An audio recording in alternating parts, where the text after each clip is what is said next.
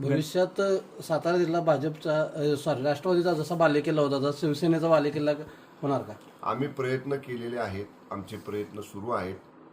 मागची जी बॉडी होती आता जिल्हा परिषदची ह्याच्या अगोदरची, त्याच्यामध्ये केवळ 3 सदस्य, ते सुद्धा माझ्याच मतदारसंघातले होते पाटणचे. बाकी जिल्ह्यात कुठेही शिवसेनेचा सदस्य नव्हता.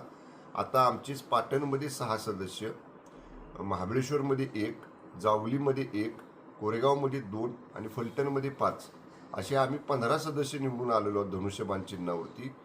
3च्या अगेन्स्ट 15 म्हणजे 5पट संख्या सदस्यांची शिवसेनेच्या जिल्हा परिषदमध्ये वाढलेली आहे. निश्चितच आमची वाटचाल ही शिवसेना अधिक ताकदवान जिल्ह्यात करण्यासाठी आमची वाटचाल आहे. आता आम्ही 2 आमदार आहोत शिवसेनेचे विधानसभेमध्ये. आमदार महोदयांची सुद्धा संख्या जिल्ह्यातली वाढवायसाठी आमदार महेश शिंदे साहेब असतील, मी असेल, आमचे प्रयत्न सुरू आहेत. गणेश नाईकांनी पाटणमध्ये सभा घेऊन तुमचा एकेरी उल्लेख केला, मालकमंत्री म्हणून सांगितलं, पण जनतेनं पालक तुम्हालाच हे केलंय. नाही, ते मालकमंत्री म्हणू द्या काय. मी त्यांना त्या दिवशीच उत्तर दिलं होतं की ही जनता माझी मालक आहे. तुम्ही जरी कुणाला मालकमंत्री म्हटलं काय म्हटला तरी ह्या मतदारसंघातली, मी मगाशी जसं सांगितलं, आमचं 4 पिढ्यांचं नातं आहे. त्यामुळे ह्या मतदारसंघातली जनता माझी मालक आहे.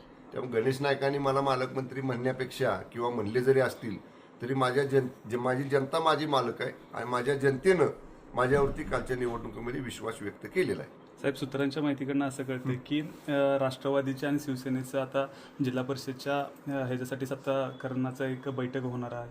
नाही बाबा, मला काहीच कल्पना नाही. माझी कोणाशी चर्चा कोणा नाही ना. रात्री उशीरपर्यंत मला आमच्या मतदारसंघातले निवडून आलेले सदस्य, पदाधिकारी, कार्यकर्ते भेटत होते. त्यांच्या मिरवणुका सुरू होत्या, मला भेटून जात होते. कोणाशीच माझी चर्चा झालेली नाही.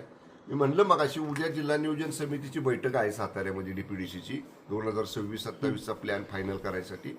कदाचित सगळे मान्य आमदार नेते उद्या जिल्ह्यात असतील. समजा काही चर्चा झाली तर सांगतो.